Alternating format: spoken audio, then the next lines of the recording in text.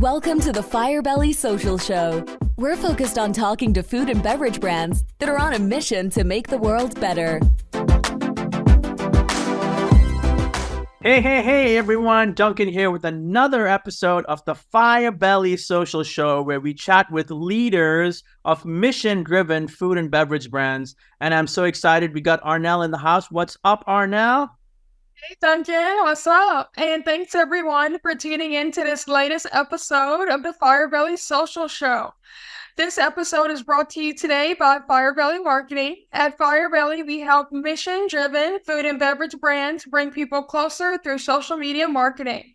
So if you're ready to use social media to create more community and excitement around your food and beverage brand, go to firebellymarketing.com to learn more.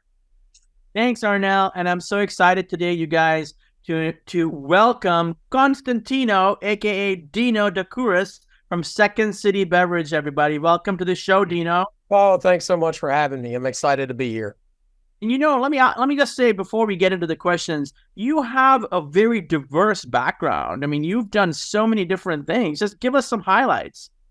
Yeah, so I think, kind of in fun, I always had a grand vision of, playing some professional sports, driving fancy sports cars, just like the Porsche there in the background. And you graduate with great grades. And I think my first job out of college was a copier salesman, which, listen, I tell you what, I learned more in that business than I ever learned it. But I think somewhere inside, I had this entrepreneurial kind of bug, which eventually transitioned me into restaurants. Well, my last name's Greek, as you well know. So it's kind of like part of the, going through life. If you're Greek, you need to own some kind of restaurant at some point. So that box got checked. I think that was a big transition period. My father went through some health issues and some cancer and things like that. And when that happened, transferred out of that into food sales and kind of into the normal world again. But, and then had the opportunity to work for Club Car,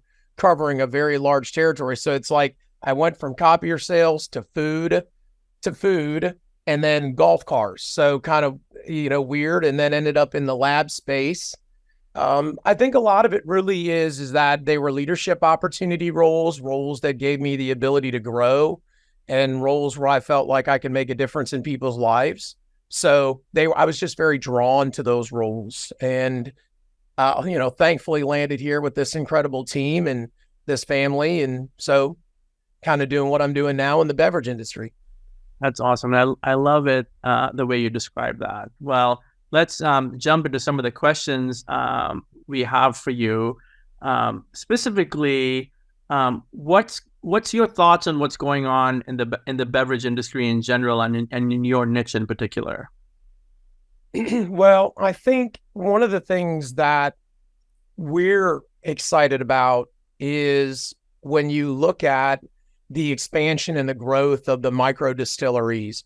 We're super excited to see that evolution. You've got breweries, and there's been a lot of people that have tinkered in the beer space and the malted beverage space. And this distillery and this micro-distillery place it's pretty fun to be in. So I think when you're looking at the bell curve of business, it's very exciting, because we feel like that there's a lot of opportunity and a lot of upside, as there was, call it with the beer industry, still is with the beer industry, but really this kind of small business kind of energy that's creating something unique, and then trying to, tackle some of the big dogs a little bit, which is always fun. There's plenty of room in the industry for everybody. So I think that's really what kind of inspired us. And then from there, it's really kind of landing on the right product in itself. When you look at a business model, obviously you want to be diverse in our industry. And that's really kind of where we, have the mixers and kind of the diversity. Margins could be less on some, margins could be more on others. You just have a broader offering. So it's good to have that offering. And then, once you're around long enough, you can start honing in on the things that really take you to the promised land. So that for us is what we're excited about. And we see that a lot in the industry. We see a lot of these micro distilleries that are really popping up and trying to do a lot of cool things. So we're excited to be a part of all that. So exciting. Yeah. So, you ran restaurants before. So what inspired you to get established with Second City Beverage specifically? And what's the broader mission behind the brand? So, David Hopkins, who is one of the owners, and Ray Carnes, another owner, I've known David for as long as I can remember. As a matter of fact, years ago, David used to be in his own restaurant. I was in my own restaurant. I eventually was selling food to David. He'll always say, I'm way younger than Dino. So we went to school near around the times. So there's a lot of good camaraderie. So I think one thing you'll realize about this company is that there's the mission in itself is really to just create kind of a lifestyle, right? And when you talk about Dirty Gurl or Crooked Cow, or you talk about the theme that's related to our products, everything in our business has in itself, call it a story. So when David approached me, he saw the future of this company, where it can go, what the potential is. Didn't know what was going to come from it. We didn't know we'd have 3 different RTD flavors. We didn't know we'd have 5 different cow, but he knew, and he had a vision. Along with that, David Long, who had interest in the distillery, and I know I'm throwing a lot of names out, but David Long, who had interest in the distillery, also had this kind of creative spirit. So when David Hopkins came to me and said, we kind of need a guy that has this crazy diverse background, been in manufacturing, understands small business, help small businesses start, man, this would be great for you, but I need you to come in and kind of, put it all together. So that's really what intrigued me from it. And for me, I like being that I'm a fixer by trade. My passion is looking at a problem and trying to find a solution. So that's just kind of how it ended up. And 2.5 years later, we're trucking along and, going through the motions, continuing to grow. Well, in my opinion, which is limited, but the president is by nature typically an integrator, brings everything together, but has a strong understanding of operations. So it sounds like that diverse background of yours is really amazing. Give us just a little teeny snapshot of the scope of the company and your favorite part of it. Well, I think the scope in itself, when you look at where the company was, Dirty Gurl was it was acquired in around 16. The distillery, Carolina Moon, was started in 13. So just, again, kind of fast forward, there's 8 or 9, almost 10 years there where these businesses are independently kind of operating, right? So they're almost tinkering in small business is what I would call it, right? But then the vision that they have is where kind of big business and evolution comes. So when you look at the business as a whole, it has grown astronomically. And that's probably the fun part for me, is to see the growth and the development of a brand. Now, there has been a lot of challenges, and there will continue to be. When you're trying to compete against the big dogs of the world, that in itself has fun, but it comes with a lot of challenges. But the company as a whole, we went from having 1 distributor or 2 distributors to now our coverage is South Carolina, Georgia, and Kentucky. And we're looking at Florida next. Walmart, we were doing 100 stores. We only do mixers with them. We're in, I want to say, 40 distribution centers, which is probably somewhere between, 18 to 2,200 locations with 2 of our SKUs. So we've really, really grown. And with that comes obviously a lot of opportunity. So it's fun to see that. You deal with the fire drills, you deal with the challenges, but that's what I enjoy the most is just to see the success with the effort. Yeah. So you speak a little bit on the challenges you guys have had to overcome. And, a lot of our listeners are food and beverage founders themselves. So could you speak a little bit on what those challenges were and how you overcame them? I think we continue to face those challenges. I think the biggest thing and the biggest challenge, well, it's actually there's a few. So when I worked at Club Car, it's different from what I've experienced in business. And I'll elaborate on that. So when you own your restaurant, your hot dog costs you $1. You got to be at 33%, for employee cost, and you got to make sure hopefully you're 28% food cost. You've got these ratios. So that hot dog you might charge $4 for. Okay, so that's almost, it's a restaurant to an end user. Then you end up through merchants. I worked with distribution, right? So you've got a manufacturer that's sending you a product. The company has a vision of what that margin should be. And then it's your job as the salesperson or the sales leader to make sure that you're distributing the products that are going to make the company the most margin. So now and then I go to the manufacturer working at Club Car. So when you're working at Club Car, you're looking at the gross profit for the vehicles and all of that. And then your goal as the manufacturer is to make a larger gross profit percentage. And then distribution then in turn is making a fair gross profit percentage. But in that model, the distributor might be taking a little less. In this model, because there's so many tiers and system, and what I mean by that in the system is you got to sell through a distributor who then sells through a retailer who then gets it to you. And in some states, like a South Carolina, they've got to go through what's called a Class B to even get to the restaurant. So you can't sell direct to the restaurant. So it's almost like a 4-tier system.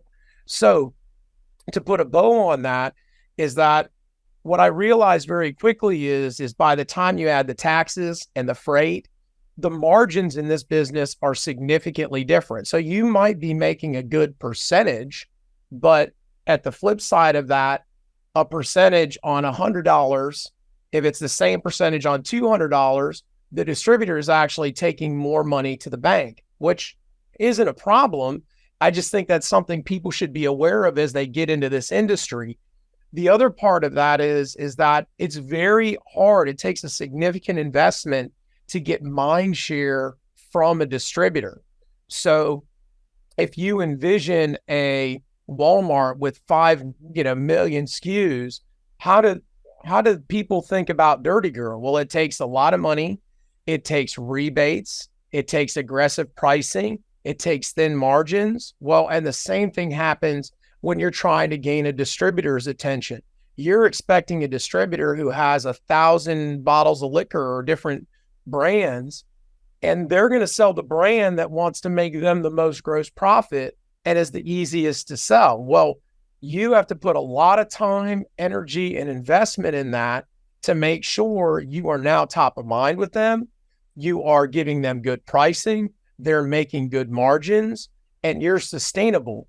So again, if people are getting into this industry or they're looking at manufacturing or even distribution, I think the most important thing is that being underfunded in any industry is probably one of the worst things that you can do. And in this business, it takes a significant amount of investment to gain mind share from distribution. So that's probably our second biggest challenge. Our first biggest challenge is, how do I get you to go to the liquor store and buy my product? That in turn takes a lot of advertising and marketing and geofencing, and you got to have tasting people out there letting them taste your product. There's just a lot. So those are the two probably biggest challenges we face that I would probably encourage people to be diligent in their research on. Just to recap, being capitalized appropriately and marketing and getting people in to go pick the product off the shelf. 100%. Yep. You said it. Yep. I think again, if you're categorizing that, you got, how do you get people to get your product? How do you make sure you got enough money to hold on and get people to get your product? And how do you make sure distribution supports your product? So that's very key. So I want to talk about Durty Gurl. First, I got a second part of the question. Where'd the name come from? That's a great. So the story goes, we have a olive juice. It is at a minimum 10 months aged. So there's a lot of processed olive juices nowadays. From what we've seen, we're very, if not the one, there's only a few, and they age our olive juice in barrels, and they age it for 10 months. So there's no additives to expedite the aging period. Well, this lady that was in California wanted, martinis in her club, so to speak. And if I'm not mistaken, the story came, they were, Dirty Girlies, I think were some of the names. Durty, of course, you've heard, things mentioned in the dirty kind of world and that, but it was like Dirty Girlies. And from there, she just kind of took it. And it was kind of more of a hobby from my understanding. And then at that point, when Ray and David and the team kind of, purchased and acquired it, that's where Durty Gurl became a lot more than it was then. But yeah. I think it's a fun name, and it really makes sense about the origin, with the olive juice being the key component in a dirty martini or, whatever else. That's super cool. Yep. And it's also interesting that it adds such a dimension to your company with the ready to drink aspect and the mixers. It's like you really have a well-rounded portfolio. I don't think it's a question. I'm just stating it. I'm hoping you'll respond. Yeah, no, we're in agreement with you in that. I mean, we use our margarita mix inside of our vodka-rita. We use our horseradish for our Bloody Mary inside our Bloody Mary ready to drinks, so without a doubt, it does make sense. One of the things, we're a full-bodied cocktail. When we say you're going to get something, it's not going to be seltzery. It's the carbonation levels are kind of, on the lower side of things. So it's like you're pouring this cocktail out and you're getting 2 pours per can and you're feeling it after a few of them. So to have that and then to throw a little extra Bloody Mary in it or throw a little extra vodka in it, yeah, it does help broaden the portfolio without a doubt. Before Arnell asks the question, I want to give a shout out to our in-studio guests today, Reagan and Abby. They're over here. Reagan and Abby making a guest appearance. They heard about Dino and they want to come check it out live. And Abby wanted me to ask you a question, Dino. Who is your favorite Beatle? Who is my favorite Beatle? I tell you, I'm going to have to go with Paul. It's just... I grew up listening to his songs. My parents obviously had really engulfed in the Beatles, but then Paul took his career a little further afterwards and had a lot of collaboration with others. So I think I listened to Paul a lot more than the group itself. I think you have made Abby very happy, at least for the next 7 minutes. So perfect. Over to you, Arnell. What you? Yeah. So, obviously you have this growing, brewery, and I wanted to know what's going on with, your community influence. How does social media play a role in the brand and growing the brand?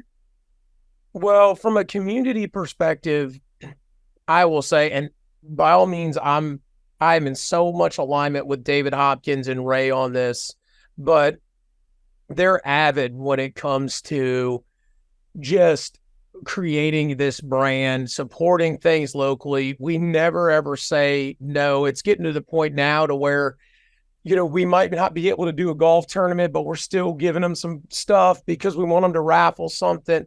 It's just, we just don't say no when it comes to that. It's the way and the belief of our philosophy. And I'd be remiss if I didn't talk about Amanda Collins and Kate. Kate, marketing coordinator, Amanda, who is our marketing director. The social aspect of all of this is something that Amanda take so much pride in, as well as Kate. Every video you see is hand done by our internal team.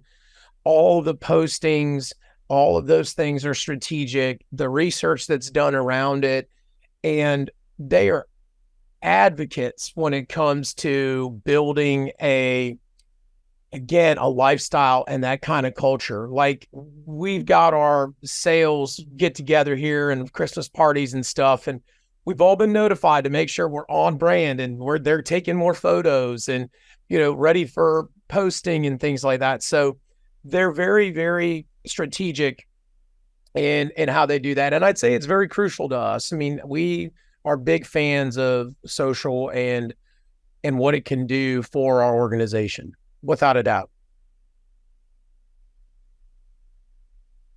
So yeah, clearly having Amanda is an amazing asset. That's so great. Amanda and Kate are doing those wonderful things, and really social is what social does. So that's super cool.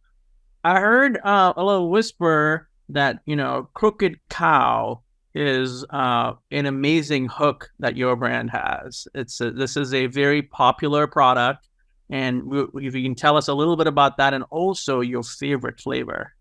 So we have Caramoo, which is our caramel. We have Peanut the Truck, which is our peanut. We have Cocoa, which is our chocolate. We've got Jittery Joe, which is our coffee. And then we got Peaches. So we've got 5 different flavors of this cream-based bourbon. We use 4-year age bourbon in it. We don't use any of the short age stuff. It's higher ABV, it's higher proof. But you want to talk about a great vacation coffee in the morning.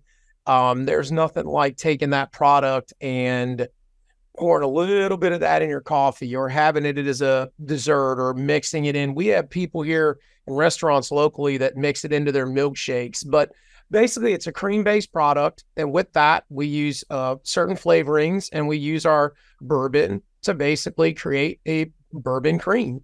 And with that, we have just blown the socks off what we expected with those products. We're super, super excited. Favorites, I think I always lean towards the caramel, but the coffee and the chocolate, man, the chocolate is recently released.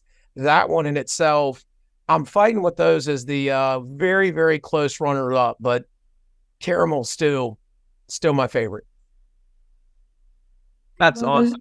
That's awesome. Now listen, thanks for doing this today, but more importantly, thanks for doing everything that you and David and the other founder are doing in making people's lives better. We always want to extend that thank you to all our guests for, pursuing this obviously very difficult journey, and you're having fun with it. So now, I guess my question here, other than the thanks, is what do you do for Dino to keep Dino well and happy? So it's interesting you say that, but I've just recently started, and I've shared this with David, but the short version is my father was my hero, and my father passed away around 2.5 years ago. We always talked about writing a book, and so I have started blogging on Substack, and I have started the process now of working on a book that relates to life and sales. I haven't landed on the title, but working with the publisher and just kind of right in the beginning stages. So that's my passion project. Look, I have a wonderful wife, 2 beautiful daughters. My mom, we've got a house on our property that mom is there. We've moved her in. Hell, mom does more for us than we'd ever do for her. So, outside of work, I love spending time with the family. I'm terrible at golf, but I play it. I'm pretty good at fishing, which I do enjoy, and really just trying to change people's lives. I know that sounds so cliche, but since I've started writing, and since I've started, sharing these stories and really getting engaged in this book, of course, it's all outside the hours. I wish I had enough time during the day, but so it'll be a long process. But that's where my passion is. I love seeing people go from what they feel is their potential to what they know and realize what their potential could be. It just drives me insane. That's my hot button. I could go on for hours about that. So, and the lessons I learned from dad, I take no credit. There's no crazy story. I wasn't in, a bad situation. I came from two great parents, and I just want to take advantage of the blessings they gave me.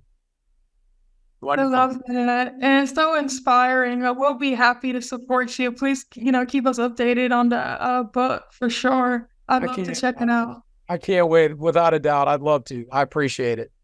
Yeah. So for all of our listeners who are tuned in, where can people buy and find your product if they're interested in trying it out? So secondcitybevco.com.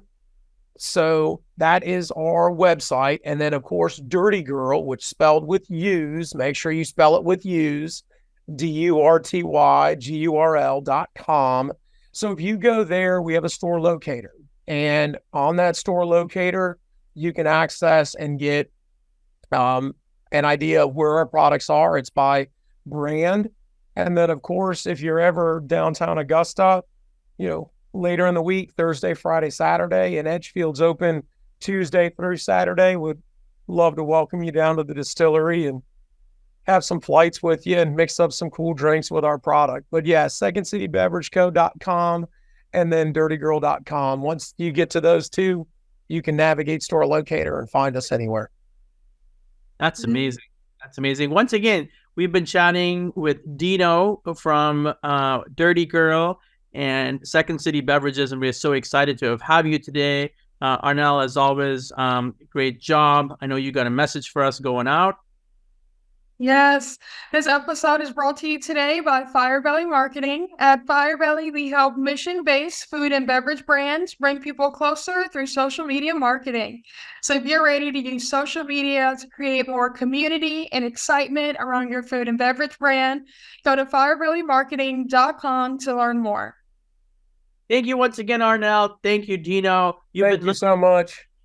Thank you. You've been listening to another episode of the Firebelly Social Show, where we chat with leaders of mission-driven food and beverage brands. And this has been a great time. Thank you so much, Dino. And we'll talk to you guys later.